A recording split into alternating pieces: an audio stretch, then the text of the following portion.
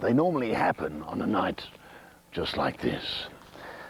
They come from nowhere and frighten normally sane people almost to death. First it's spacecraft with strange lights in the night sky, then weird creatures on the ground with odd-shaped heads bathed in brilliant light.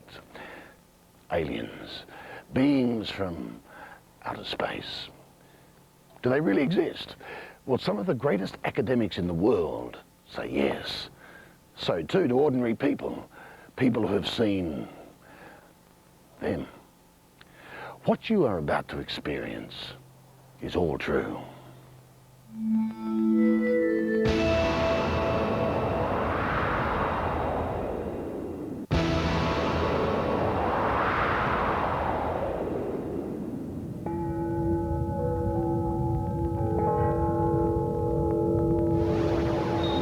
My first thought was, they're here, they're here. 3.5 to 4.5 feet tall. Long-limbed, big heads, insect-like looking. They've come for me most times in the middle of the night, sometimes in the daytime. They are very, very intelligent. I remember yelling at these things and saying, "Stop this, I hate what you're doing to me." I was shaking, I was really trembling, and every cell in my body was like I was afraid, I was terrified. It happens anytime, anywhere, over and over, to those who share an experience they cannot entirely define. Like many who say they are abductees, Peter Faust has been visited many times. They have taken him to their ship. He never knows when they will return. What happens after I'm hit with a light is that I'm taken aboard a ship. Normally I'm placed on a table. The beings kind of look at me, probe me, sometimes take sperm samples.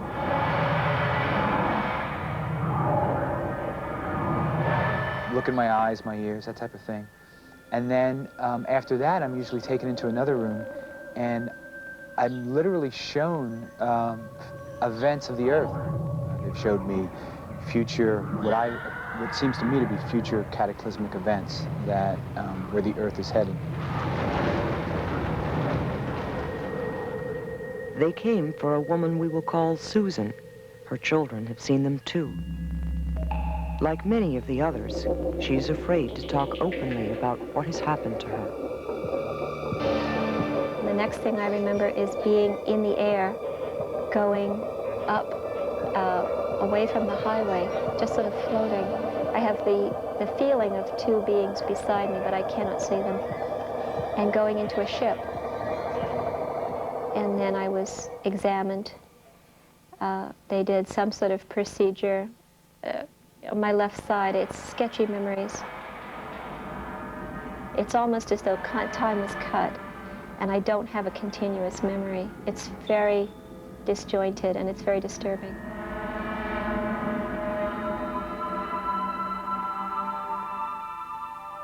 Marketing executive Joan Victoria says she has been visited since childhood.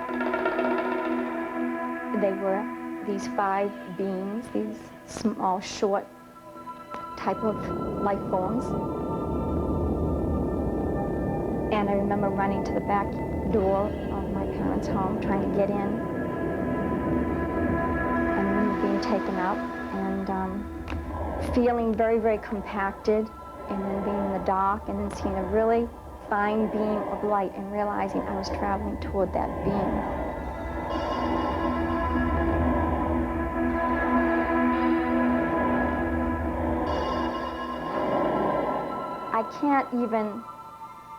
I can't even convey to anybody the terror that was felt by that child at that time. It would take, literally your breath away because you were so afraid. Dr. John Mack is a respected Harvard psychiatrist and a Pulitzer Prize-winning author. Despite a reputation and a career to lose, he insists publicly that he has over 90 patients who have been abducted by aliens. Today, his professional life is devoted to his program for extraordinary experience research. Clinically, I judge them to be speaking authentically, not getting this from some other source, not displacing from some trauma. It is what it is. And I say that, and I ask my critics, find the beginning of an explanation that accounts for this entire phenomenon. And then there's silence. Each thought he was alone, almost hoped to be found delusional. Instead, they found they share an extraordinary reality with hundreds of others. Each story like all the others. I mean, you put me through psychological testing to rule out delusions, to rule out sexual abuse or child abuse or any psychosis or neurosis that the normal psychiatric community would say were the reasons for these memories. Yes, actually, you came out healthier than the average of the population, I want you to know. One of the most convincing facts to Dr. Mack is that so many tell the same story. Many have conscious memories of their abductions.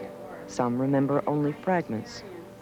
But in hypnotic regression sessions with Dr. Mack, memories become very real. You can't do this to me. I want to say no, you can't do this to me. Just can't do this to me anymore. Stop it! In this tape made 2 years ago by Canada's CBC television, Peter hears one of his own regression sessions for the first time. Just do this anytime you want. Oh.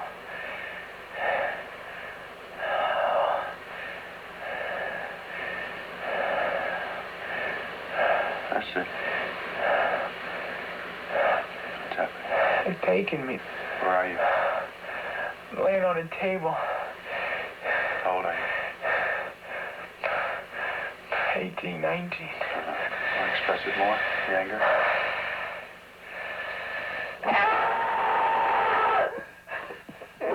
It's a trauma on 4 levels. It's a trauma because the thing itself is so traumatic, to be helpless, to be taken against your will and subjected to these intrusive rape-like procedures.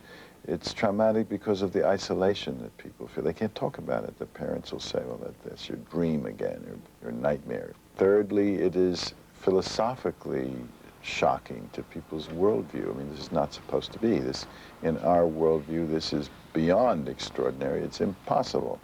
And then the fourth thing is that it can recur at any time. I mean, it's not like other traumas that are over when they're over. They can be taken again.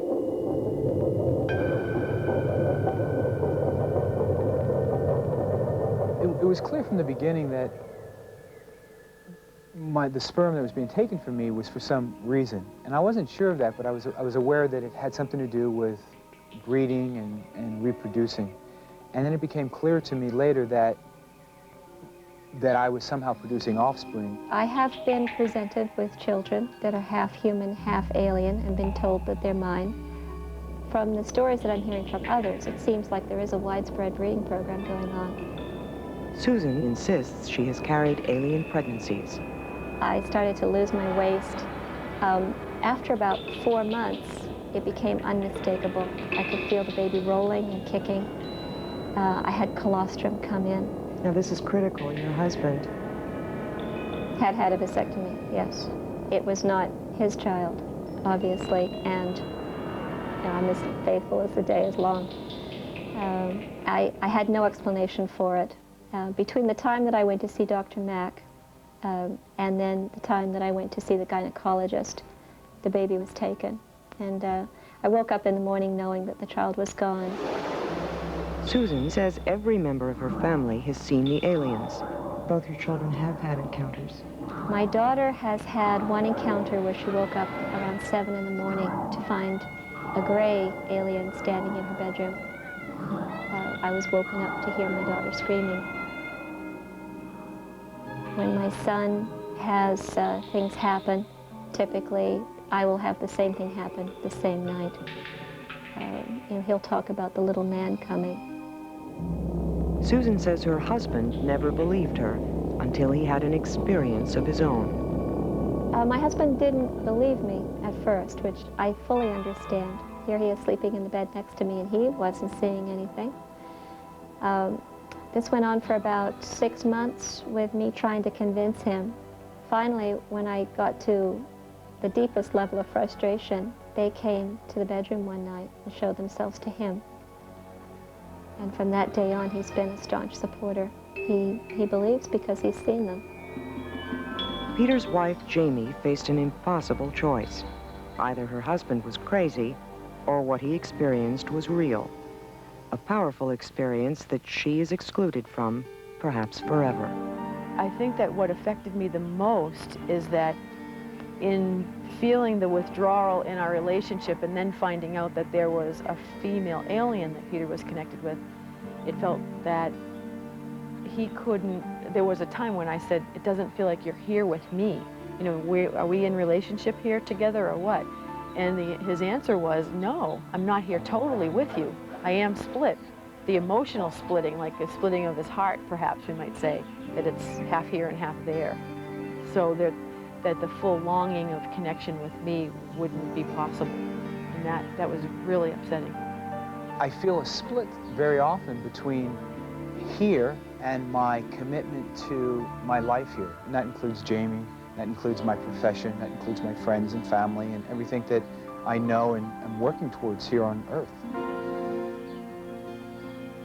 And what I also feel is this deep involvement with the extraterrestrials, and that I've had some kind of ongoing relationship with them since I was a child.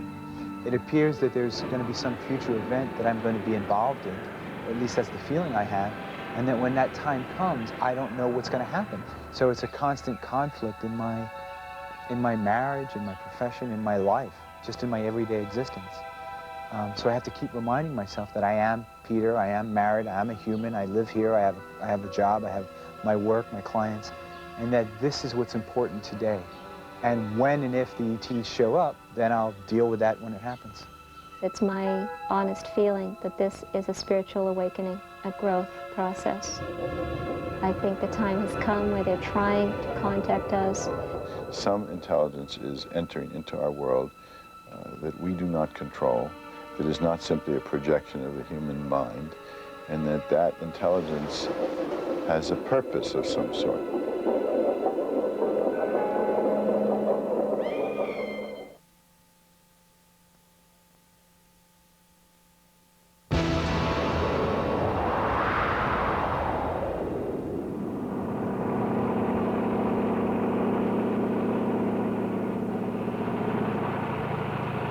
Delta Sierra Juliet, Melbourne. What type of aircraft is it? Delta Sierra Juliet. I cannot affirm. It is forward bright, and it seems to me like landing lights. Delta Sierra Juliet, roger.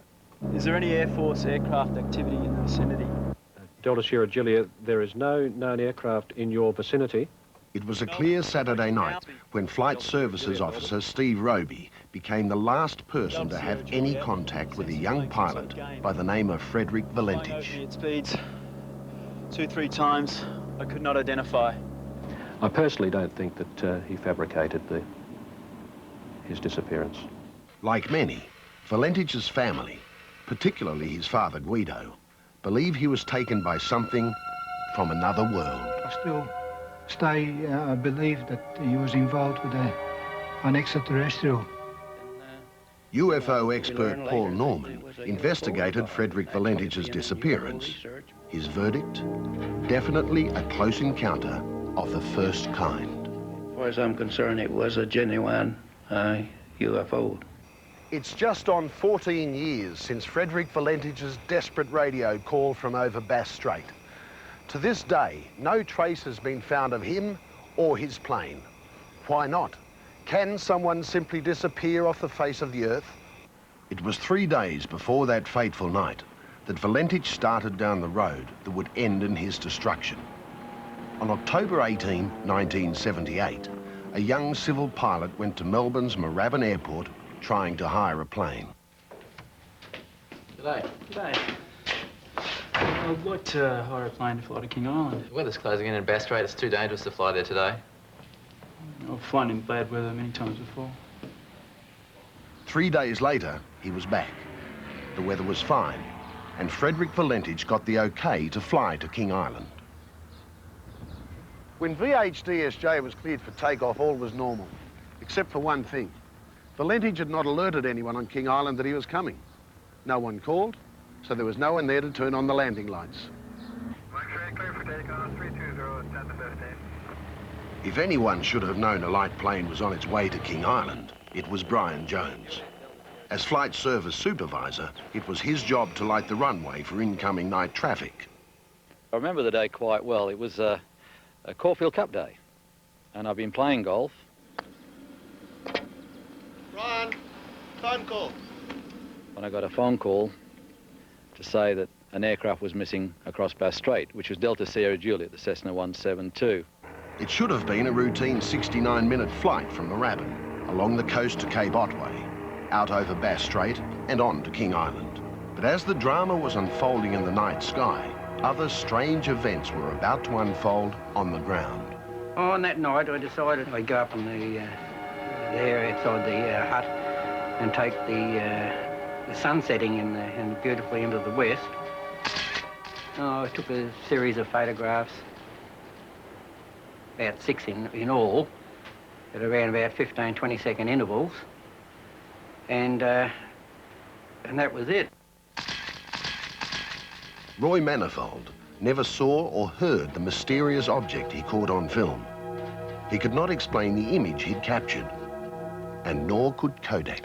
They come back and they said, oh, there's definitely not a developing error. It's nothing to do with the film or the development of the film on the print, but they couldn't explain what it was and why it was there. Paul Norman had no doubts what was on the film.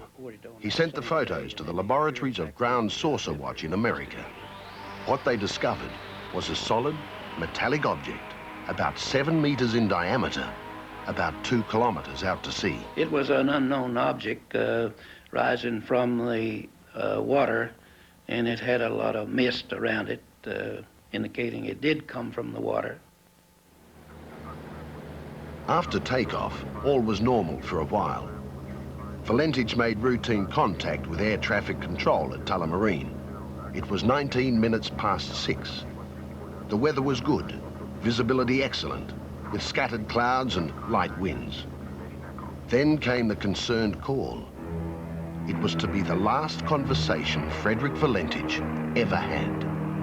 Melbourne Delta Sierra Juliet is not an aircraft, it is... Delta Sierra Juliet, Melbourne. Can you describe the aircraft? Delta Sierra Juliet, as it's flying past, it's a long shape. Few people had ever heard these words. The exact words uttered by Frederick Valentage in his last call to air traffic control. Melbourne, it's approaching now from due east and towards me. Delta Sierra Juliet, Melbourne.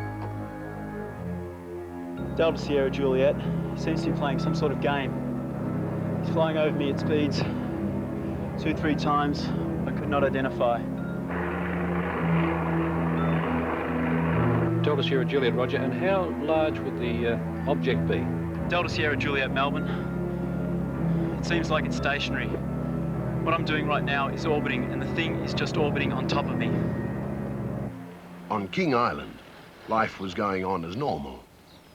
But some did report strange lights in the sky, as did scores of others on the Victorian mainland. There were more daytime sightings reported on that same day in any period of activity I've ever investigated. In my mind, knowing my son, I was sure that he was encountered something very seriously, because he would never go on that radio and compromise his future career as a pilot. It is hovering and it is not an aircraft. Delta Sierra Juliet. Delta Sierra Juliet, Melbourne. Delta Sierra Juliet, Melbourne.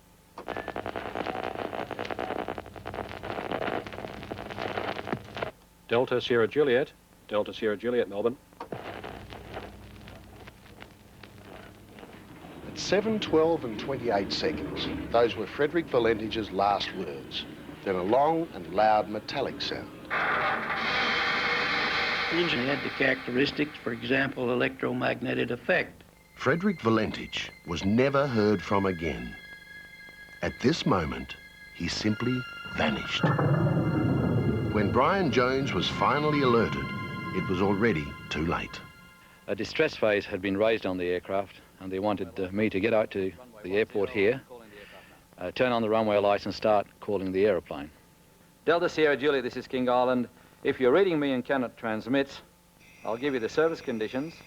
The wind is calm, QNH 1028, sky clear, runway lights are on, and no traffic for your descent. We took off and we flew due north to Cape Wickham Lighthouse, which is the northern tip of the island. It was an unreal night. It was kind of strange for this part of the world. There was no wind, and when we got out to sea just north of Wickham Lighthouse, you could actually see the reflection of the stars in the water. Jones's plane was the first to search in the area. Over the next 4 days, it was joined by civilian and military aircraft, including an RAAF Orion, which has special sensors for tracking metal in water. But not a trace of Valentich or his plane were found.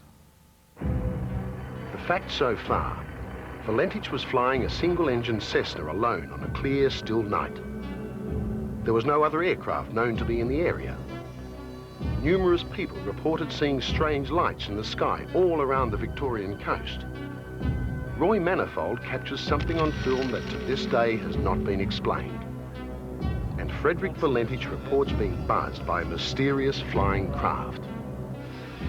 For Guido Valentich and his family, the mystery has been a 14-year nightmare, made worse by the fact they still don't know the fate of their son. Good morning, sir. I'm after Mr. Valentich. That's me. Mr. Valentich, can you tell us where your son is, thanks? No, he's supposed to come back from King Island last night. The worst things that might happen to him would have been being abducted by some unknown civilization, and that possibly will take, we don't know how many years before we'll be able to see him again.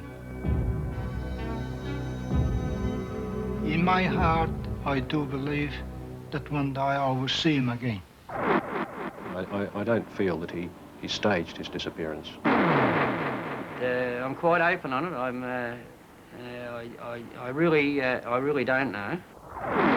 Possibly went on could be a suicide mission. There was a real encounter with an unknown flying object.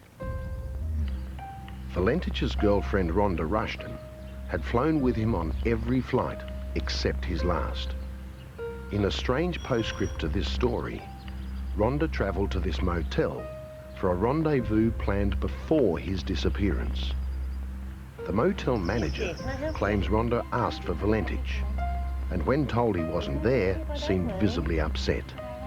This was 7 days after his last fateful radio call. Isn't he the young lad that went missing over Had she finally come to grips with the fact that his disappearance was not a hoax?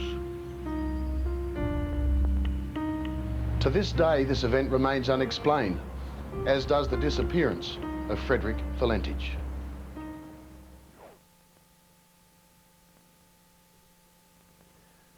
If you were abducted by aliens, would you tell anyone? Could you face the ridicule, the mocking, the whispers? Most people would say you'd gone mad. That could have happened to Andrew if scientists hadn't said his story was quite feasible.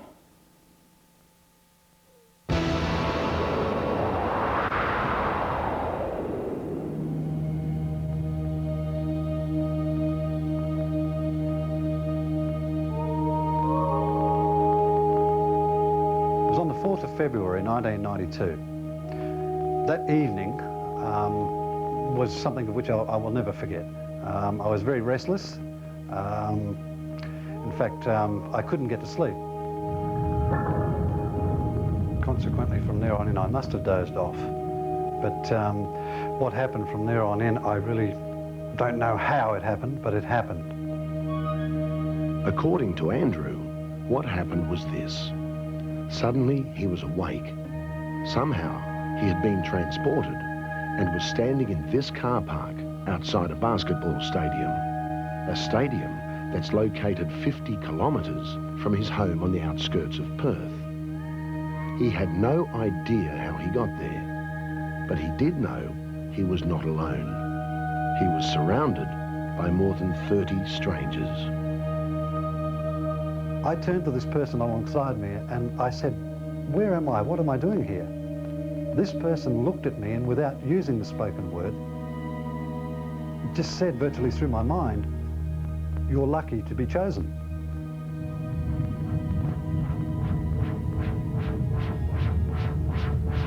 And this blue light appeared from such a small dot and got larger and larger until finally it intensified to such magnetism that it was virtually over the top of us, and a brilliant white flash is all I recall. The very next thing was I was inside this basketball hall. Andrew's confusion turned to fear. Again, he was not alone, but now there was something sinister about his companions. They took on a human-like figure. The thing that distinguished them most of all, that were different from humans, were their eyes. Their eyes were, to me, they resembled as if they were out of focus. My first impressions, formed over several hours, were that the chap in question is definitely sincere and seems convinced that what he experienced actually happened. Professor John Frodsham from Murdoch University in Perth is president of the Australian Society of Psychical Research. He's investigated many cases of this kind and has conducted lengthy interviews with Andrew and his family. I must say that I hadn't encountered anything quite like this before, because although abduction cases now are becoming 10 a penny, or a dime a dozen, there are very few of them in which the abductee is transported, as our case alleged he was transported, from one locality to another. But Andrew says this was not his first encounter, nor was it to be his last. When I was 7 years old, they had been to see me before and they had given this gift to me. The gift was a cricket bat, and memories of that childhood experience flooded back to him 34 years later as he stood in the basketball stadium. The whole place was abuzz. The lights were on, everything was happening. And I noticed people were receiving gifts from these things. One of them came over to me and offered me a gift. I looked at it and I thought to myself there and then, what is this? As I looked down towards what I was given, it was a cricket bat. Was it a reminder of the previous visit? Andrew says he doesn't know because of what happened next. There was one of these things kneeled down, accepting my emotions, my feelings, everything that I was feeling. It was accepting and drawing in, as if it was robbing me, depriving me of my own thoughts. I felt aggravated, I felt violated, I became very angry. And consequently, I dropped the gift that I was given. I looked over towards the others and I said, "This is not what it seems. Get out of here."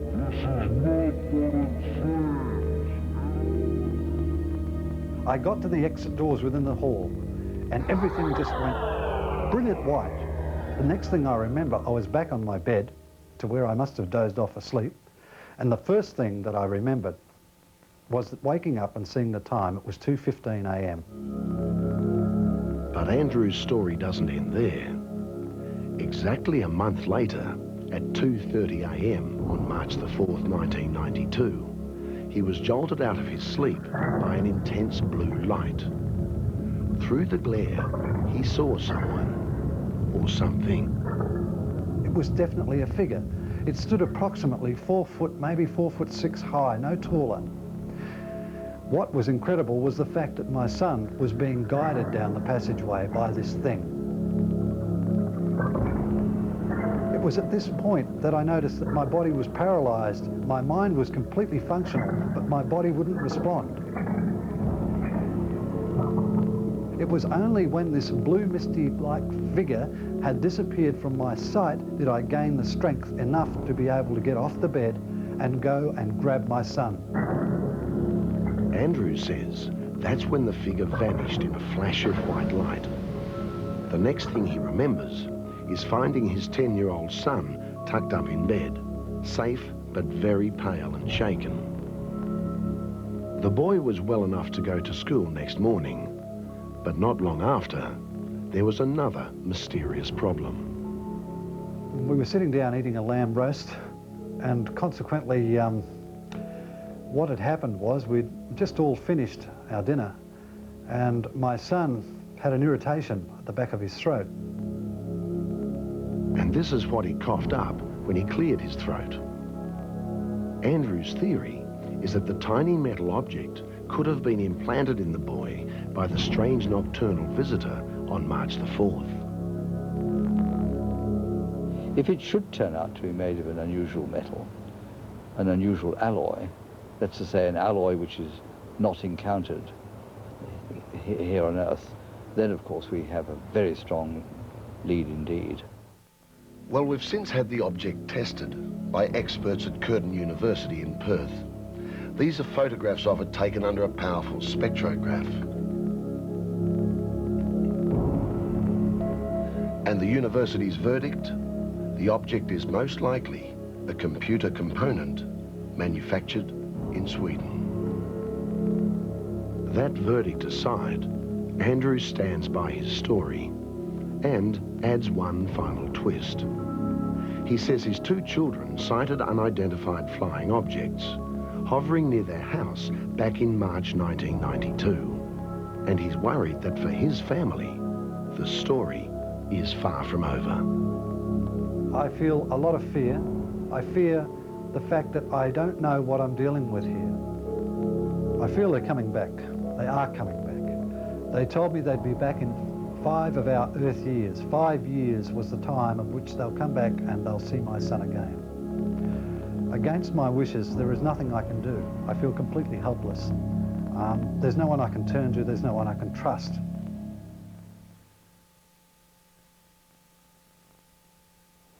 Many sightings are those of a single nature.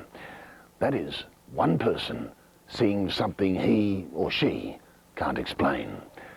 Often they're dismissed as imagination. But when 4 people see the same thing, describe the same craft, experience the same fear, the subject takes on a frightening new dimension.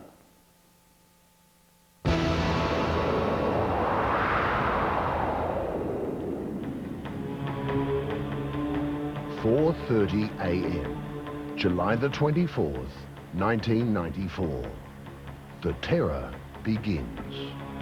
Terror that would haunt 4 women day after day, week after week, until they were never safe, not even in their own homes. It's nothing I've ever seen, and it's definitely what you'd say is a UFO. It was an unidentified flying object. I've never seen anything like it in my life. In the early hours of that July morning, the women were on their way home after a reunion with old friends. They were tired, but it was only a 15-minute drive. Tina and Grace were in the front, Joy and Victoria in the back. Grace was driving. Suddenly, her attention was diverted from the road ahead. I noticed these orange lights, like very long, oblong-shaped, lots of them, like in a big row. Even now, the 4 women are nervous talking about their ordeal and want their identities kept secret.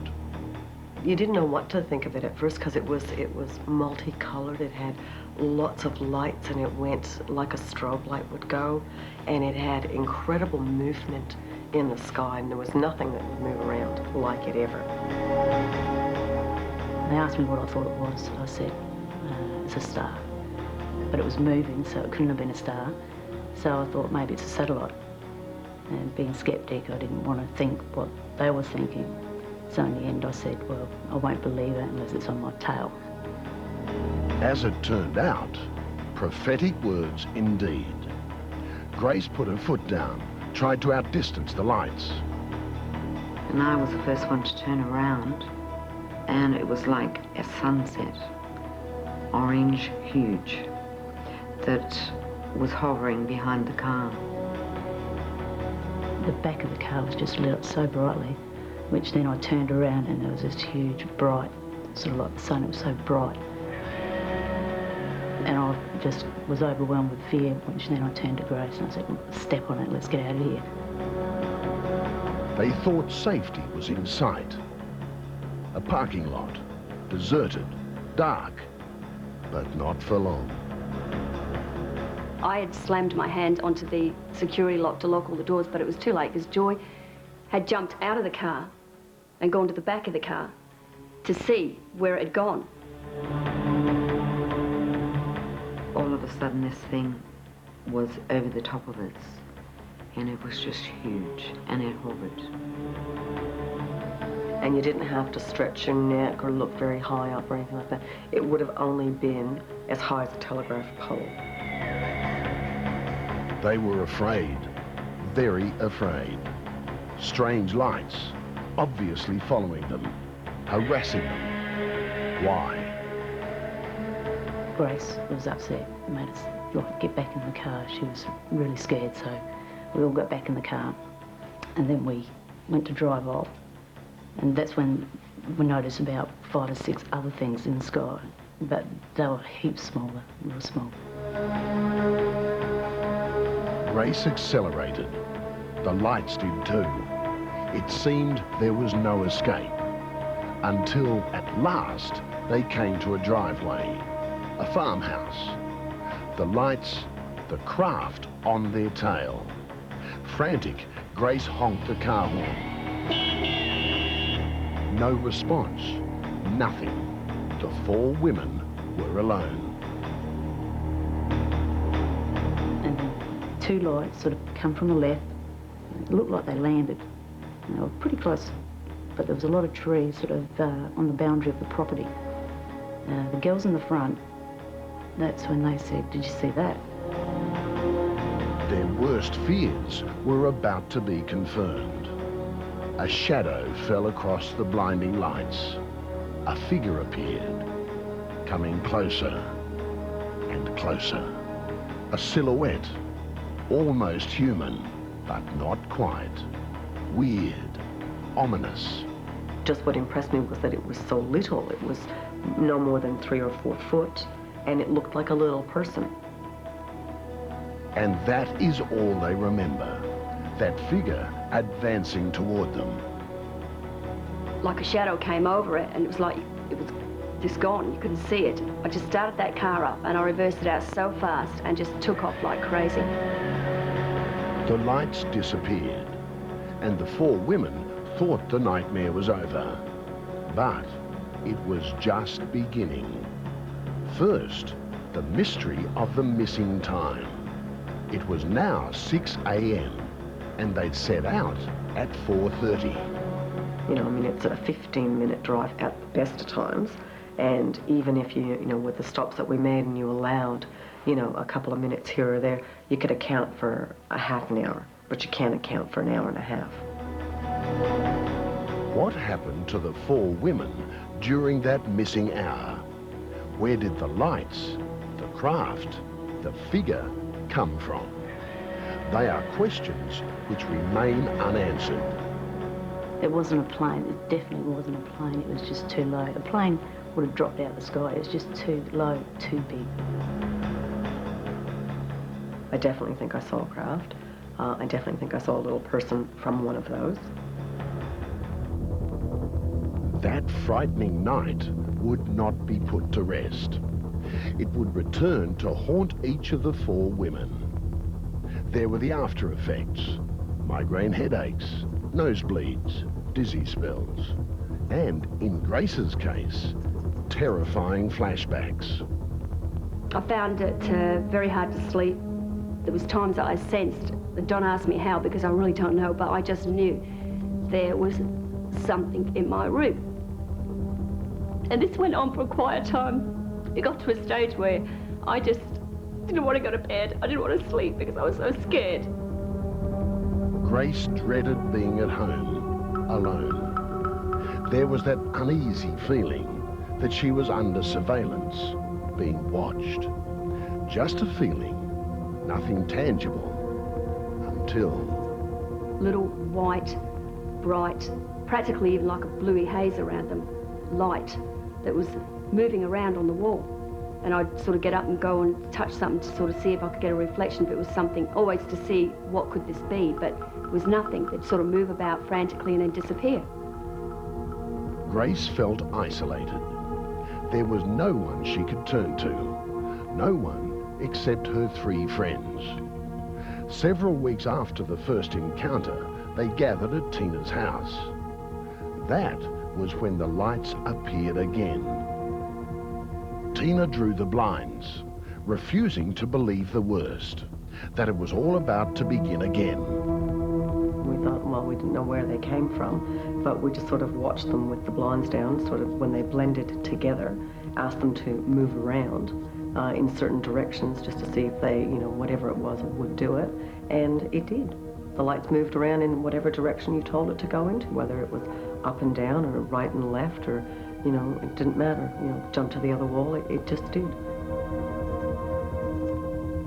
This went on for about, you know, a couple of minutes, and then it just disappeared. It was completely gone. Grace, by now, was on the brink. It seemed there was nowhere left to hide. Wherever she turned, the lights were there, taunting her, tormenting her, even as she drove through the suburbs. I noticed the same light, the blue light around it. I noticed this thing in the sky, and I mean, my heart started pounding like mad, and I was really scared. I wanted to turn around and go back, but at that stage I thought, if I go back, my husband's going to think, you know, you really lost it. It was as if this thing was following me. That's the way I felt. I mean, that's just the way I felt, you know. Back home that night, Grace was calmed by her husband.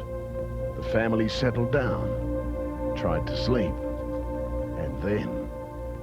At about 12:15, my son woke me, stood beside my bed, and he was beside himself, and he was crying and shouting. And I was like, what's wrong with you? And he was saying, there's somebody in my room. I was screaming for you, so you didn't come. Raced up out of bed and sort of went down to his room and had a look at all the rooms. I thought maybe there's someone in the house, you know, an intruder or something. And raced down, had a look at all the rooms, and nothing there, nobody there. A moment of peace, but a new terror was about to descend. I watched this thing come across the roof of our room, hovering over us. I was screaming at my husband to get out of the bed because I said to him, that's the thing that was that night that chased us. It was exactly the same ship. She said, that's it, that's it. I said, what are you talking about? I just go back to bed. But Grace persuaded her husband to come to the window to see for himself. At first, he could not believe his eyes. It wasn't an airplane. I know what airplanes look like. I mean, I've lived near airports, I've flown a fair bit. You know, you hear the sound. There's no way this thing just travels so slow and so low that it's an airplane. Obviously, it had been above my home, and what made me more upset that it was starting to affect my children, and I had no control on it, none at all. You'd think that being a mother, you could protect your children. But I couldn't. That was the last encounter. The last time any of the women saw those lights. The creature that confronted them that night in July 1994 never reappeared. But the mystery remains, and so do the nagging fears. No one has been able to give a satisfactory explanation. All 4 women are convinced they've been stalked by a UFO. They all know what they saw. It actually happened. And Grace's husband, he didn't believe the story at first. Now, he's a believer too. They are about the place. And I felt then I can accept the fact that, yes, you know, I've seen it with my own eyes, and, you know, and now they are there, yeah. As for the women, they can only hope that their days and nights of terror are over. I never believed in them. And, you know, they were just something out of a science fiction thing. You would never believe it until you've seen it. But I know differently now. I know that they do exist, and I believe it now because I know what's happened to us.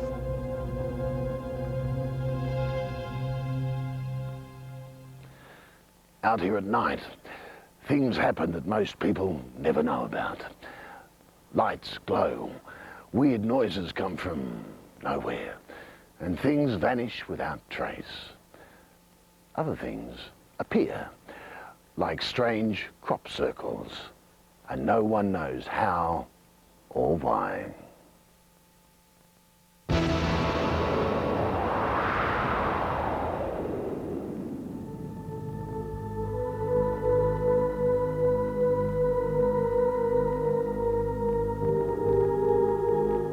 You can see them. You can even touch them. They've been appearing in England for almost a century, but no one has been able to explain them. Swirling circles, intricate geometric designs on a grand scale that cut a swathe through vast areas of cropland. Theories abound.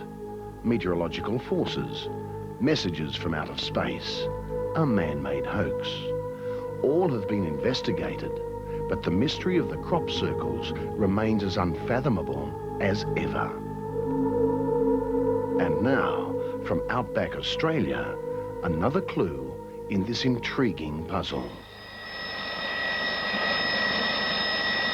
These sounds were recorded in the very centre of one Australian crop circle, far from cities and from civilization.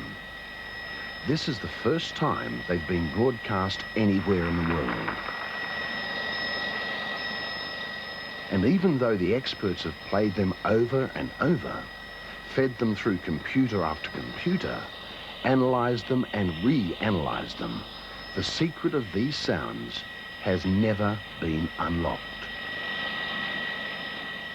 The difference between England and Australia is that our areas are totally remote. John Ockertell, a commercial airline pilot, is one of Australia's leading researchers in this highly specialised field. He's seen the circles, heard the sounds, and investigated them thoroughly. The main patterns we get in Australia are basically a complete flattening of the ring. In other words, the whole central process, the whole ring is completely flattened in either an anti-clockwise circle or a clockwise circle. Also, you'll find a star pattern. You'll have a large one in the centre, and to the outside extremes, you'll have 4 small ones. So there's symmetry involved. John Ockertell is no newcomer to this research. He's been there since the beginning. The first circle was discovered in Australia in 1940. In the last 50 years or so, hundreds of crop circles have appeared in Australia, all of them in this remote 10,000 square kilometre area around the borders of New South Wales, South Australia and Victoria. Out here it's hot, it's dry, it's wheat country, right in the middle of nowhere. Just over that way is what they call the big desert wilderness. The nearest real town is 2 hours that way. This part of Australia is known as sunset country because of the red sandy soil. The white man found it hard to tame, but Aboriginal tribes have roamed here for 40,000 years.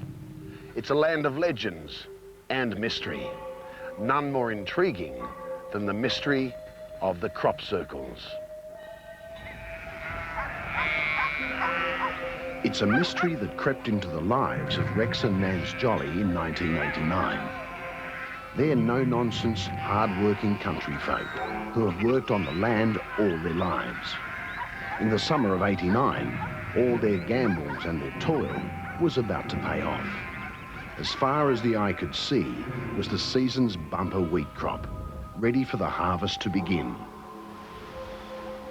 When we hired the contractors to come in to strip our wheat, they'd stripped quite a few acres, And then this morning they were sailing along down a rise, and they could see ahead of them these things that they'd never seen before. Those things the contractor saw from his harvester were strange circles, perfect shapes, imprinted on the wheat fields. His first reaction was to call Nansen Rex. He just said, "You've got to do something about this. It's once in a lifetime you'd see something like this." But we were amazed and didn't know what to do, we didn't know what we were looking at. When they regained their composure, the first thing the Jollies did was take these photographs. The second was contact the expert, John Ockertell, who set off immediately for Sunset Country. What we discovered was 11 rings. They were in a half-moon shape. The largest were at the top of the ridge, away from the homestead. And as you work closer towards the homestead and the fence, the rings got consequently smaller. John Ockertell found that the wheat itself was not damaged in any way. The stalks were not broken, just bent at the base. Somehow, they'd been woven into an intricate pattern, something like a straw basket. As for the soil around the circles, it was sandy and soft as normal. But inside the circles, the soil was very different indeed. It was as hard as a rock. It was tough work taking soil samples. In fact, they had to use a crowbar to prise them free. The samples were sent off to Monash University in Melbourne for analysis. At first, the results did not look that promising. The soil was unusually high in iron oxide, but it didn't contain any strange elements. Then the researchers found a clue that sent them back to their computers for another look. What we found was there was very little bacterial life, which is very unusual in soil. In the ring section, in the normal soil, there's a lot of normal bacterial life. And there was more. The university computers revealed that there was an unexplained magnetic charge emanating from one corner of the farm, right where the circles had formed. Armed with this new information, John Ockertell headed back to the Jollies wheat field. He pinpointed the exact spot and began a new series of tests. What we found was a ring. It looks like a coiled snake with a bit of a head on it, and it was very magnetised to the extent where if you ran a normal compass, which is very unusual, over it, it would swing the compass needle. To this day, John Ockertell can't explain that magnetic charge. It, like the crop circles, remains a mystery. But there was to be one further piece of evidence that would prove even more mysterious. Another local farmer had noticed his sheep refused to go anywhere near one of the circles. And when he went to investigate, he heard a strange noise. A noise that literally made him sick. That farmer had the presence of mind to record the sound. What he captured on tape was this. The sound we played you earlier. We then got that tape and went ahead and analysed, and what they did, they scrubbed all the machine noises and the noises on the tape, and they discovered there's a frequency of 5.12 kilohertz. When John Ockertell studied the computer breakdown of the sound, there was another surprise, another discovery. The sound reminded him of one recorded by a BBC television crew while they were filming at the site of a crop circle in England. A BBC crew attached a radio microphone to Pat Delgado. As he walked in the circle, it picked up mysterious sounds. No, it's here. That's a terrible noise, just as you stand in the centre. You getting a noise there, Richard? Very, very bad indeed. Yeah, I can hear it here. I can feel it here. This is our old friend back. It is. Yeah. Is it a pulsar? It's like... I think it's about here. An electronic sparrow, really, is the best description. That's it.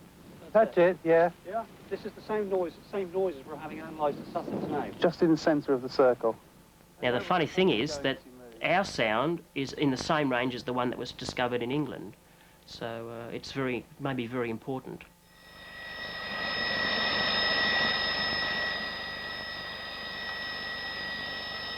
But there's more to the Sunset Country mystery than strange, unexplained noises and circles that appear out of nowhere. It happened on a night just like this, 15 years ago. The sky was still and crystal clear. As usual, Eric Wilson and his two daughters were relaxing in front of the TV after a hard day's work on the farm. Their peace was about to be disturbed. The dog started to make a very peculiar whining and howling noise. It was, well, I hadn't heard before, and I haven't heard it since, actually.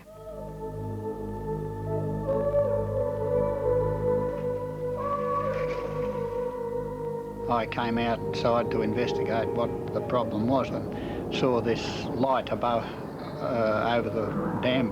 Girls, come and look at this. Eric's daughter, Jeanette, recalls that this blinding light shone over the farm for a minute or two. We could see this object hovering in the sky with a flashing light on the top and a dome across the other side of the dam bank. Then, just as suddenly as the light and the object appeared, they simply disappeared. The Wilson family reported the sighting to the police, who did make some inquiries. It wasn't the first, nor the last such sighting in Sunset Country. So, is there a link between the lights and the circles? Some say it's just too much of a coincidence. There has to be a connection. But in the realms of science, there's no such speculation, even though most down-to-earth theories too have been discounted. They've said no to vortex wind drafts and whirlwinds because the wheat plants have not been damaged in any way. No to plasma balls and fireballs because there's no evidence of charring or burning. And no to animals because there have never been tracks leading to or from the circles. So, maybe there's only one way left to end the guessing game. We're hoping in the future. We've got equipment up there at the moment, and last year, for instance, we had equipment available where we were hoping to see one formed or see the process. Once we get to see the process occurring, then we may be able to put a theory to it. Until that day, one thing is a scientific certainty.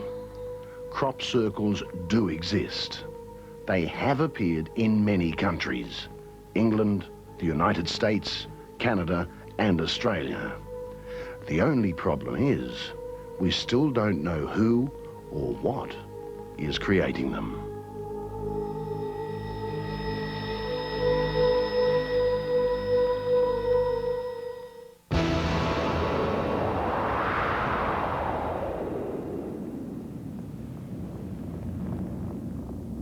It was not the normal type of trauma that you see on the road. It was definitely some other encounter that they'd come across. These people were spooked. What was it that so spooked a family driving along a lonely stretch of highway on the Nullarbor? No one can say for sure, not even the Knowles family themselves.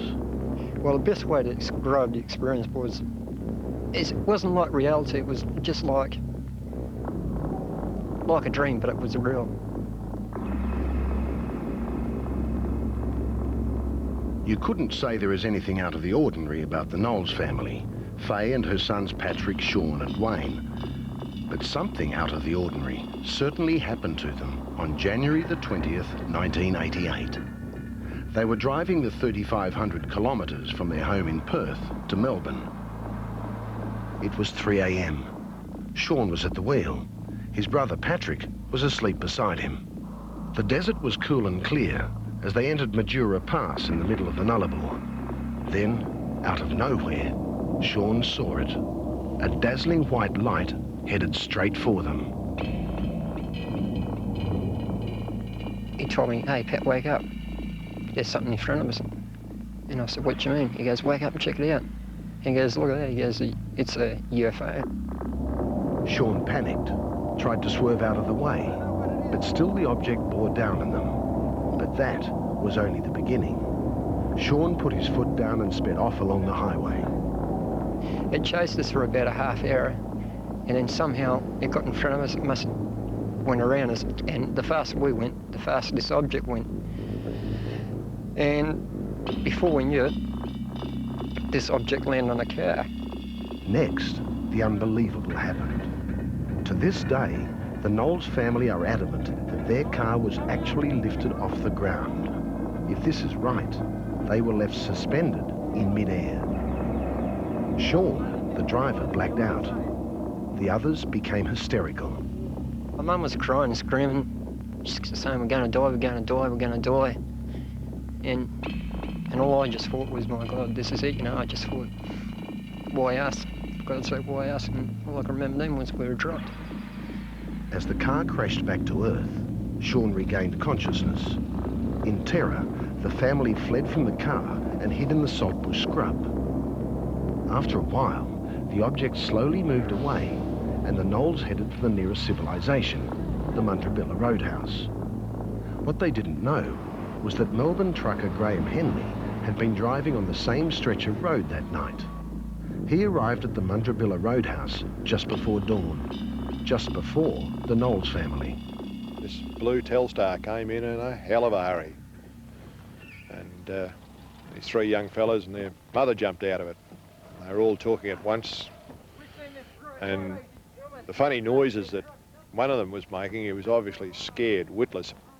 In fact, the Knowles was so scared, Graham Henley didn't get around to telling them what he'd seen on the Nullarbor that night.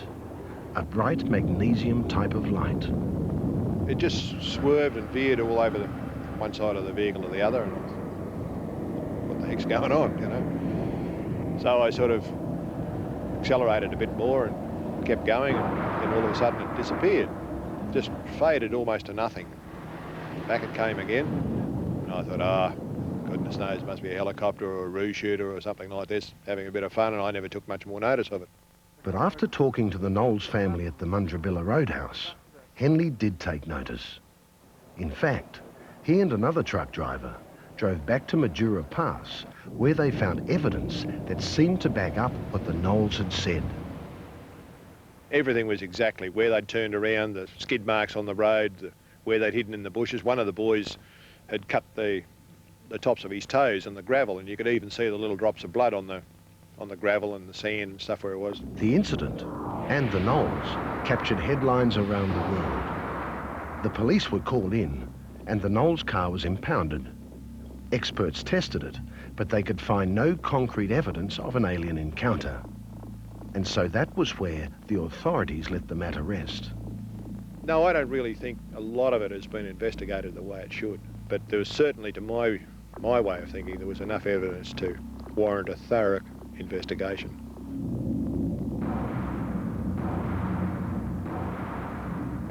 Certainly, something happened to that family that early morning. Keith Basterfield is an independent UFO researcher, and he actually took the trouble to investigate the Knowles case. His report is exhaustive, but it's also inconclusive.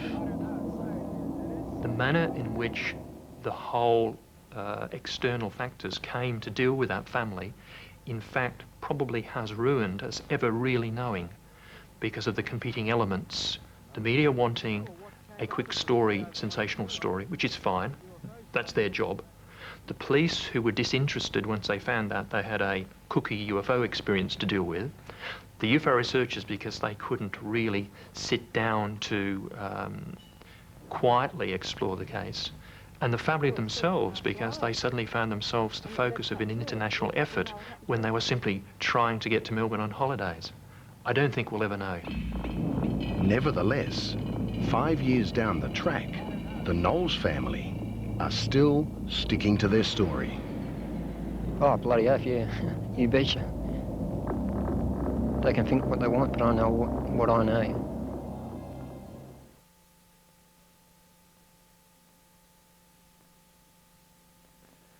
The sky was dark when Seamus O'Farrell opened the throttle on his Navy jet and sped across the Australian outback. It was a routine night flight until he looked out the window to see objects flying in formation. Objects that shouldn't have been there. Seamus was so stunned he vowed not to tell anyone what he'd seen. That was until military radar operators asked him who his flying partners were. Aliens, he said.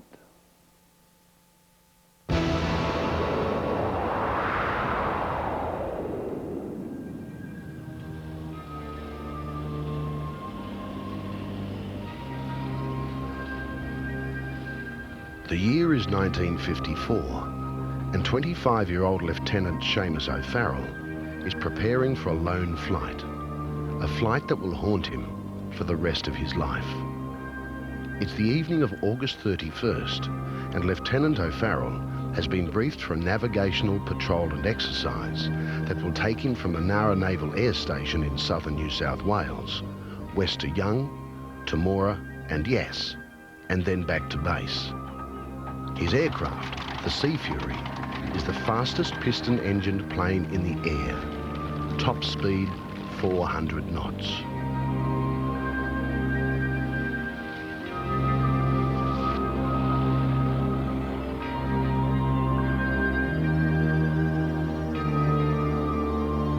A cool customer, Seamus O'Farrell is destined for high military honours. He's also destined for an encounter that is so inexplicable it remained in the top secret files of the Defence Department for more than 30 years. I didn't think there was anything in there that was likely to affect national security, but other people obviously did. 39 years after the event, Seamus O'Farrell can talk openly about his mysterious experience. But back then in 1954, he was terrified it would wreck his career. I was a bit ashamed about it all. People thought that I'd flipped my lid or lost control or done something silly. And it generally was regarded as a bit of a joke by the rest of the aircrew. You know, people would have a few drinks and they'd say to you, come on, let's have another drink, O'Farrell, and tell us a bit more about those flying saucers. For the pilot, everything appeared normal as the Sea Fury took off from Nowra and headed into the setting sun. Nowra base, this is Nav Air 921. Could you confirm that there are no other aircraft in the region?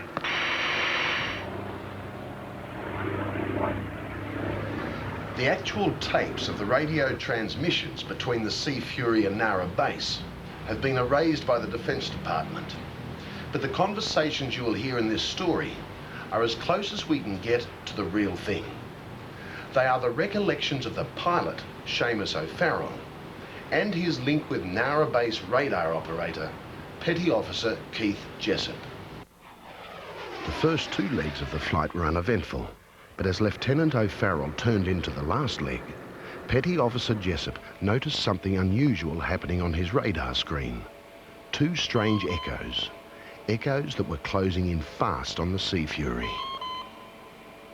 What these two objects were, I didn't have any idea, and I was concerned with the safety, so I reported to the relevant officer in charge of that area at the time.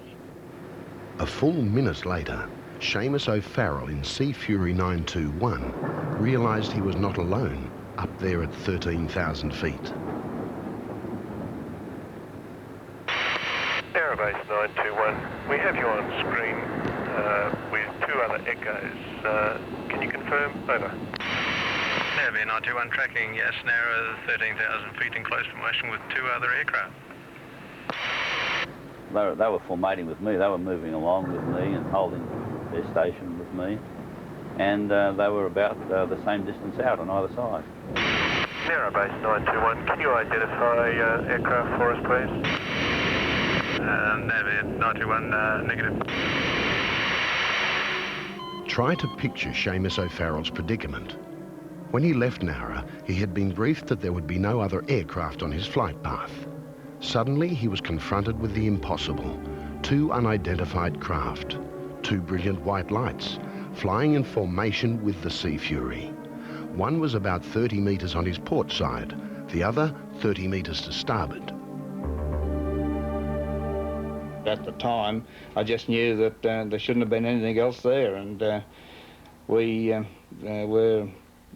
brought the attention to the naval officer I set in charge and to our staff, and our staff in there were equally as surprised. We did plot on our radar screen all three radar objects, and it had to be something, because we wouldn't have got a radar echo, as we called them, back to the radar room had it not been a substance that reflected our radar beams. Narrow base 921, can you execute a 180-degree turn so we can identify your position? Over. Nav 921, commencing 180-degree turn.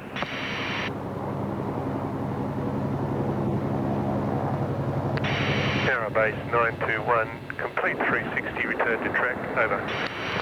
Nav 921, roger. By this time, there was a minor panic in the radar room at Nowra. They started checking and double-checking. The Air Force confirmed they had no planes in the air that night. Sydney Airport Tower reported there were no civilian aircraft flying in the area. And up above, the two objects were maintaining formation with the Sea Fury. Then after several minutes, they confounded everyone. They sped away into the night. Narrow base 921, confirm echoes moving to northeast. Over. Nav 921, confirm aircraft have left formation on track to the northeast, yeah. Then I saw the rate at which they were able to open up from me, fly ahead of me, cross directly in front of me and take station on the other side, almost in the flash of an eye, leaving me apparently standing still relative to their motion. And that's what made me think. I then stopped and thought about it and said, this is incredible. What sort of aircraft have I got out here? And I knew then, in my own mind, that there were no aircraft in Australia that could do that. What sort of aircraft indeed? Remember, the Sea Fury was one of the most powerful aircraft in the sky. Back then in 1954, it could do an amazing 400 knots. After those two unidentified objects shot past Sea Fury 921, the radar operators at Nowra Base did some calculations.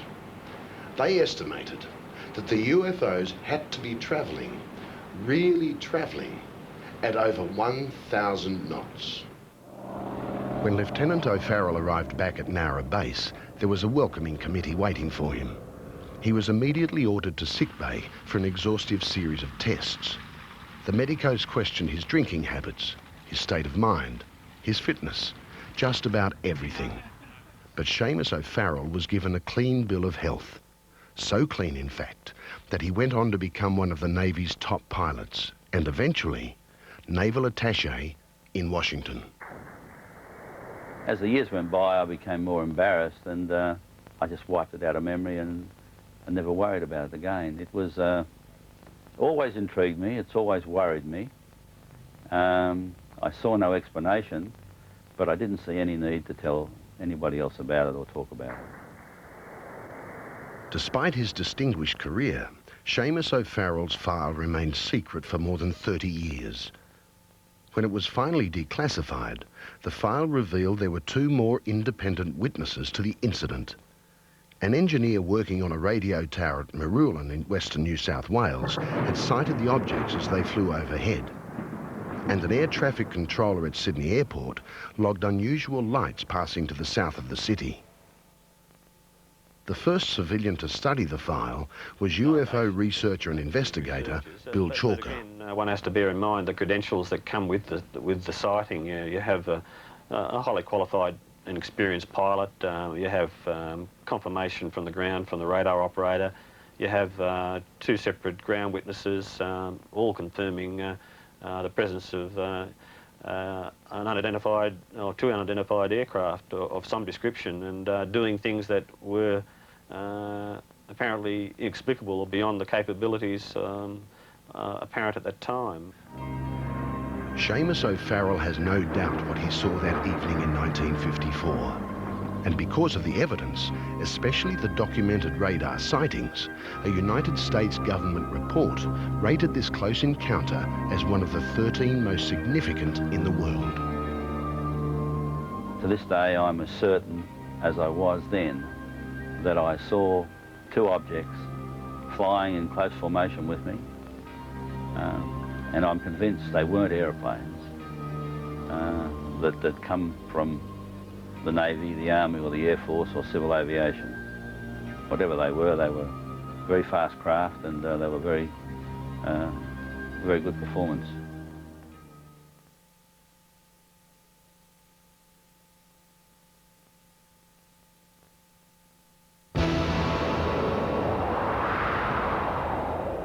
Say hello. Hello.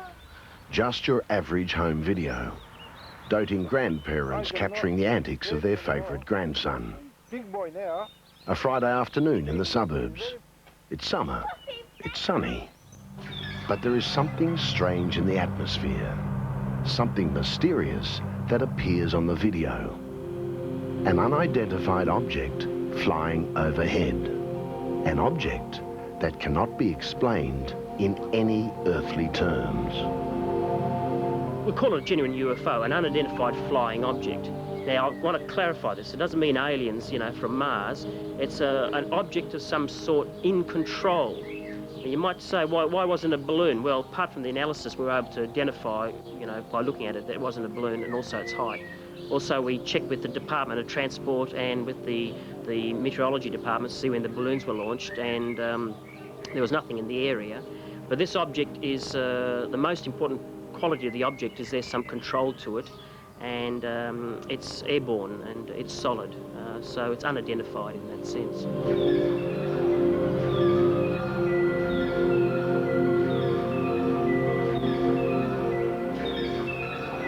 Melbourne, home of the famous Melbourne Cup, the Olympic Games of 1956, one of the largest cities in the Southern Hemisphere. Hardly the place you'd expect to find stark visual evidence of a UFO. Pictures that have confounded international experts. Big, he's very big and very naughty. It's just after lunch on the 21st of February, 1992. In the backyard of his home in the Melbourne suburb of Endeavour Hills, Rex Sarakoglu is trying to tape his young grandson for the folks back home in Turkey. It's hot, and the star of the show isn't all that easy to pin down. I love you. After I get tired, I have to sit because he's very naughty all the time. I'm sitting there, my camera, my hand, video camera. I saw suddenly some bright light in the sky. I think to myself, what's this? It was, in fact, a light moving across the sky. A light that Rex saw through the viewfinder of his camera. A light his wife Fatma also observed. Looked like a ball on the sky. A very, very pearl color and moving. Sometimes slowly moving, sometimes very fast moving. One chance sighting, even when you know you have it on video, is easy enough to dismiss. But 6 days later, on February the 27th, at almost the same time, the object appeared again. And again, Rex had his camera handy. After a while, he called me and he said, I saw the same thing again, come have a look. And I went and had a look, and I saw the same one again. And he told me this is the same one as last week. I said, yes, it looks like that. By now, Rex Saracoglu was really confused, and he felt he had to try to get some sort of official explanation. His search eventually led him to John Ockertell, a former airline pilot and an internationally recognised UFO researcher. What we do, we take the film and then we scan it into the computer, single frame, which is digitised. At the headquarters of Phenomenon Research Australia, and with the help of university colleagues, John fed the pictures into a number of computers. They enlarged, they analysed, they took atmospheric conditions, the location of the sun, even the condition of Rex's camera into consideration. And this is what the computer came up with regarding the first sighting on February the 21st. Now in this case, we're right up on the object. This object here is this is about 1.8 minutes of arc in width, and even at that blown up stage, there's no wing structure, no tail structure, and it's rounded. And when you put the rest put the line through it here, it's a flattened dome-like type of shape, but it's got the classical UFO shape. It varied in shape quite a bit. It was actually like spinning or toppling is the best word, around an axis. It's about 23 feet wide. It's about 13.4 kilometres from the camera at an average distance. And it's moving at about, its average speed when it was moving towards the west, away from the camera, was about 300 kilometres an hour. So it wasn't going very fast at all. That's why Rex was able to monitor it for quite a while. Actually, Rex was able to monitor it for 2, maybe 3 minutes. But what about the height of the object? 13.4 kilometres is about 8 miles. And, according to John Ockertell, that's Concorde, supersonic territory. He says that kind of aircraft would naturally have been tracked by Australian aviation authorities. Because at that height, when they get to that height over Melbourne, they must carry a flight plan, and there was nothing unusual, and there was nothing in the area at that time. With more help from computer enhancement, John Ockertell was able to produce these remarkable still frames of the object. They helped convince him this was, in fact, a UFO. It was not a conventional aircraft. It was not a balloon. And as far as John could tell, it was not the result of a fault in Rex's camera. We could find no emulsion problems or, problems with the tape. It wasn't a hoax, and the extraordinary thing to this was that it was a daylight sighting. That was the most important thing about this, and it's a genuine sighting. Then there was the second sighting, the second video, taken on the afternoon of February the 27th. So the times are very similar, and also the first and second objects are very similar in dimension and shape and doing nearly identical things, moving in also nearly the identical track. And you also note that they move off towards the antenna, then they both curl away and move off. The second one then moves off north, where the other one went west. But the interesting thing is it's nearly exactly the same thing, and he's captured the same UFO at different periods, one on the 21st and one on the 27th. So what began as a simple family video on a summer's afternoon in Melbourne has become a scientific conundrum. The same object, in the same place, at almost the same time, sighted and taped. When one person reports an encounter, we tend to dismiss it as imagination. But when groups of people in different locations report the same encounter, the whole world starts to listen.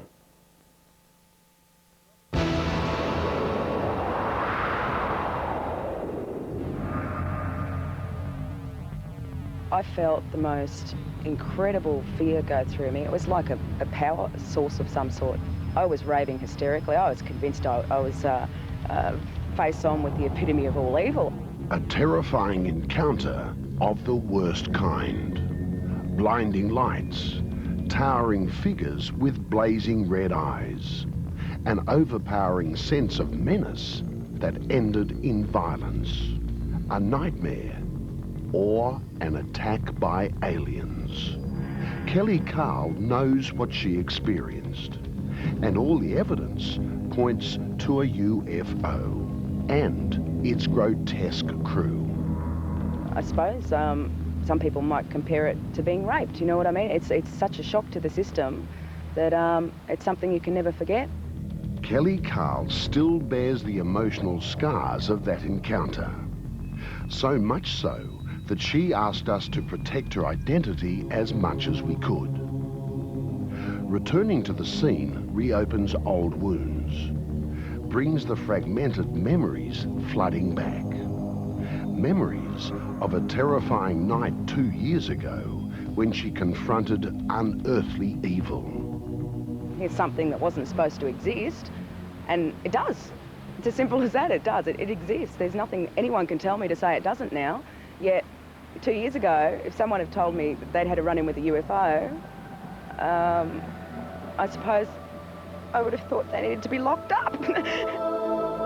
A mountain road in August, the winter of 1993. It's around midnight. Kelly and her husband are driving home after visiting friends. Suddenly, a bright light pierces the darkness. Kelly's cozy, logical life is about to be shattered into a million mysterious pieces. We kept driving for about 2 or 3 kilometres, turned a bend in a road, and there was well, I suppose you could say a house-sized craft sitting in the middle of the field. It was, it looked like round orange lights with some sort of blue fluorescent, I don't know whether it was gaseous or solid, underneath that hit the ground in a semicircle. Even then, the words unidentified flying object, UFO, hammered at Kelly's brain. She and her husband seemed magnetically drawn to the lights, the craft, and whatever lay within. There was a sickening smell in the air. Waves of nausea crashed over them. The next thing you know, there's a figure standing in the field, and then there was about 7 or 8 of them. Everything really happened too quickly. I went hysterical, I've got to admit it. I started screaming out that they've got no souls, and the next thing I know, I've been hit in the stomach and I've gone back through the air and landed flat in my back. I actually threw up through fear out there, but basically I was hysterical. There was some sort of conversation going on that I only got bits and pieces of. Funny little cliche lines like, we don't mean you any harm and we're a peaceful people. But at the same time, I've been thrown back through the air and nearly had the life knocked out of me. Then silence, darkness. The craft, the figures disappeared. Kelly and her husband found themselves back where they began, in their car, parked by the roadside. By Kelly's reckoning, the terror lasted just 10 minutes, yet in actual fact, more than an hour had gone by. An hour Kelly could not account for. The question is, what horrors occurred during all that lost time? It's a question no one has been able to answer. Not even John Ockertell, one of the world's leading UFO researchers, can shed any light on that part of the mystery. He and a team of independent investigators have studied the incident for more than a year, and they've reached some startling conclusions. We try to knock their case over, and in the end, if it holds up, we believe the scales are in their favour. And in the consequence of Kelly's case, everything she gave us held true, and we were very confident that we had a good case on our hands. John Ockertell's team asked Kelly to sketch her impressions of the craft and the flame-eyed figures she confronted. As the drawings took shape, the images from that night returned to haunt Kelly's consciousness. They were about 7 foot tall. They just looked black. I mean, I suppose like silhouettes. It was out on the field at night, but when their eyes lit up red, they were like red stoplights, like flies' eyes. They were that large on the face that they were like flies' eyes on a fly's face. Kelly's scars from that encounter were not only emotional. First, there was the unexplained wound just below her navel that she discovered the morning after. It was just strange. It was a triangle, and it was as if it was a burn, but not enough to blister it. But it was probably more impressive later on when the actual red went away and it left the outline of a scar there. And I actually took measurements of that, and it was a perfect centimetre every way. It was a perfect isosceles triangle. Then Kelly's abdominal pains began. The initial diagnosis, an unusual infection in the womb, the kind that sometimes follows a miscarriage. But Kelly definitely was not pregnant. And I was placed in hospital and placed on a drip of very strong antibiotics, and it seemed to clear up, but there was really no explanation for it all, and it was left as an open case at the end too. Could the infection have something to do with what happened that terrifying August night? Could the aliens have, well, maybe that's too far-fetched to even consider. And far-fetched is probably the conclusion John Ockertell and his researchers would have come to if there had not been this breathtaking discovery. Kelly and her husband were not the only humans there. A second car was parked further down the road behind. Inside the second car, a married couple, Jane and Bill, with a friend called Glenda. At the moment, they're not ready to tell their story on television, but they have given a full account to John Ockertell's team. An account the researchers have investigated and cross-checked against Kelly's version. They believe that they've seen a UFO, in the true sense of the word UFO, unidentified flying object. They believe they've seen an entity, in other words, an alien. And I'm not saying this is a space traveller, but that's their belief. They believe that the incident did occur in the field, there's no doubt in their mind, and they believe that they were examined. The same field, the same night, the same time, even the same feelings of nausea. But at one point, their experience does diverge from Kelly's. There was no fear, no hysteria, just calm. And the two women, Jane and Glenda, believe somehow they were transported from the field.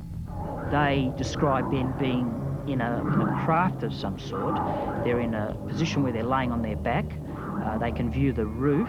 They can just view the tip of their toes. They can see a group of faces. There's no speech. They can't see any. They can't speak. However, they can hear things going on, and they seem to be able to talk to each other, but they're not actually speaking. John Ockertell's team asked Glenda and Jane to sketch what they saw. First, Glenda's impression of the craft. Now, Jane's. But wait a moment. Remember Kelly's impression? Almost identical. Next, the figures they encountered. Glenda drew this, Jane this, and this is Kelly's drawing of the alien with the blazing red eyes. These drawings help make the case unique. Two totally independent yet identical experiences documented and investigated by researchers. Rare data that they agree is unbiased and untainted. Coming from two groups of people that had never met each other or spoken to each other, and both groups knew nothing at all about UFOs or ufology, it was quite a remarkable occurrence to both describe the same thing. And there are other parts of the two stories that coincide. Just as Kelly lost more than an hour after her scuffle in the field, Glenda and Jane also have time they can't account for. An hour, maybe two. Finally, Kelly's scar. Glenda and Jane were injured too, but in their case, there's photographic evidence. What you discover is that they have markings in their, just under their navel, some markings on the inside of their left thigh, and also on one of the girls, they have a bruising above the left ankle, like a cuff, something cuffed around their leg. In their search for the facts, John Ockertell and his researchers literally left no stone unturned. They went to the scene of the encounter, pinpointed by all three women, and took soil samples. These, in turn, were analysed by two different laboratories. We found lots of unusual anomalies and also magnetic problems, and also lots of changes in the soil chemistry. Those anomalies included an above-average sulphur content, the presence of a rare carbon compound called pyrene, also tannic acid, all in a crescent-shaped indentation at the spot where all three women said they saw the UFO. Also, there was a triangle formation on the ground of dead grass, which is spaced out in the circle itself. So it gave us a lot of good leads that there's something had been on the ground, because the physical effects was now starting to destroy the grass in the area. So what you have are two groups, two stories, in most respects identical. A strange craft, unearthly beings, medical evidence of physical force. But there is still one more loose thread to be tied. You see, all three women report there was a third car at the scene that night. The driver was a man, a witness who could hold a vital clue.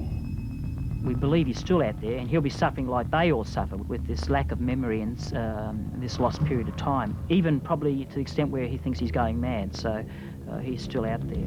As for Kelly Carl, she's still trying to put her damaged life back together, still waiting for the emotional wounds to heal, still desperate to find the missing pieces that will help her understand exactly what happened to her that night in August 1993.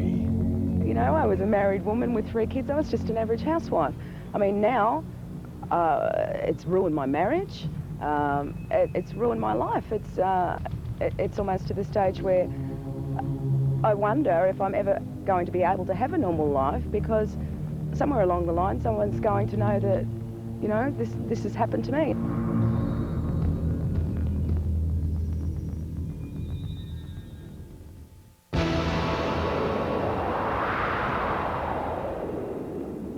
Something you can't get out of your system. It goes over and over and over inside your mind every day of your life, you know, you're reliving it all the time.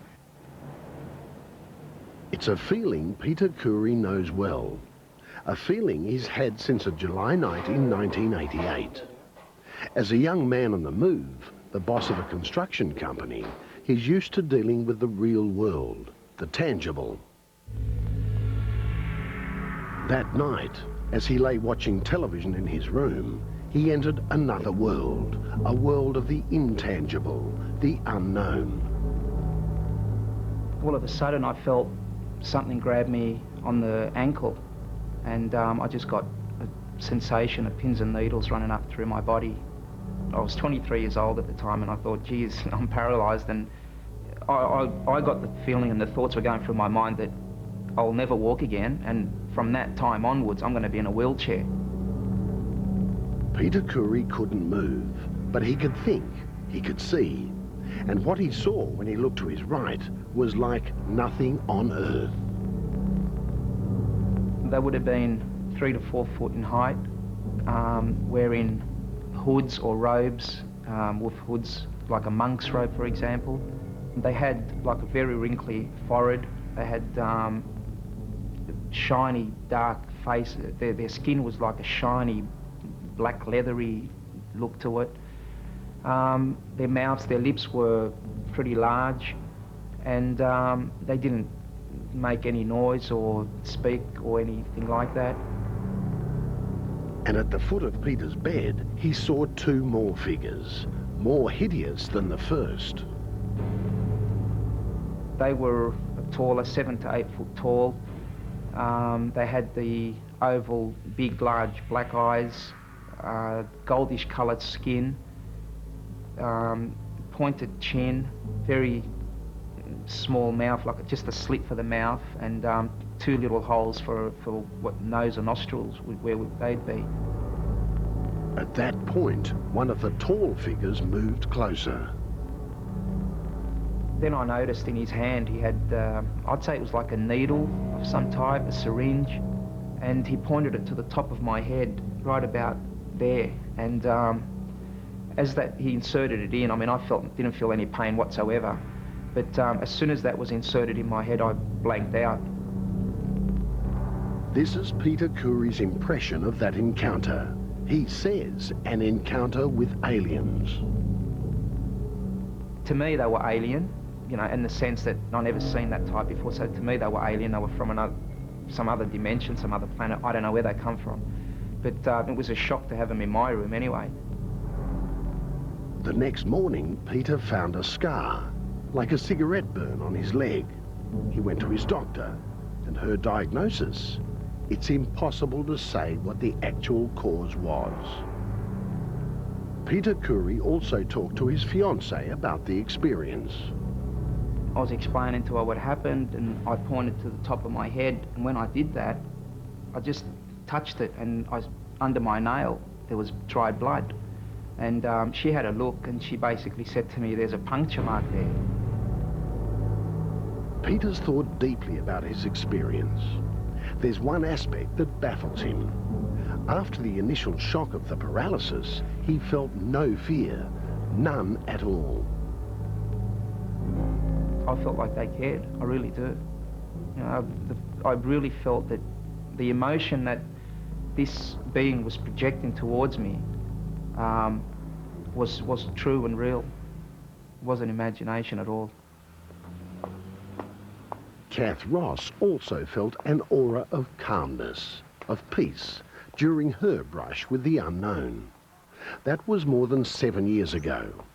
She was working as a photographic model, a career she's since abandoned. The night that I got these marks on my head here, I was just home in suburbia asleep, and it must have been about 2 a.m. And there was a very bright light in my room. Kath says it was like trying to look directly at the sun.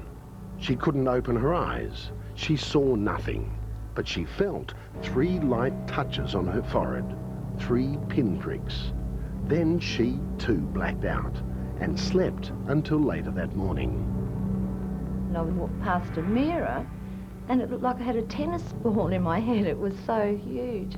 So I went straight to my doctor, and he took tests and couldn't understand why there was no pain. There's no pain whatsoever.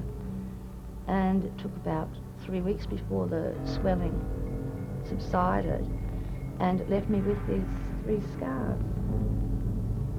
Kath Ross says the doctor's tests showed no signs of poisons. Those pinpricks could not have been insect bites. She's still trying to come to grips with her experience. Like Peter Curry, she has her theories. All of them point to aliens. Aliens on a mysterious mission. One they both believe was friendly. I think they've got a power to calm me down, because that's how I felt the particular night this happened. I was calm and went back to sleep, peaceful sleep. But I don't sleep that well anymore. It's hard to explain, but geez, it happened, and it's as real as, you know, catching a bus in the morning to go to work, or a train, you know, and you don't forget doing things like that, and I just don't forget what happened to me.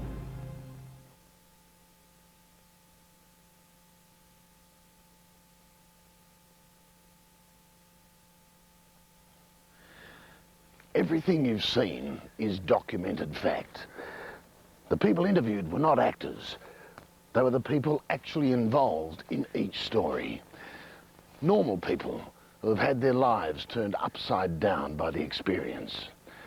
Academics and scientists do not dismiss the stories out of hand. There are too many of them. Too many credible people saying the same thing. And too many governments seemingly keen to keep the lid on things. Are there aliens out there? Maybe. Goodbye.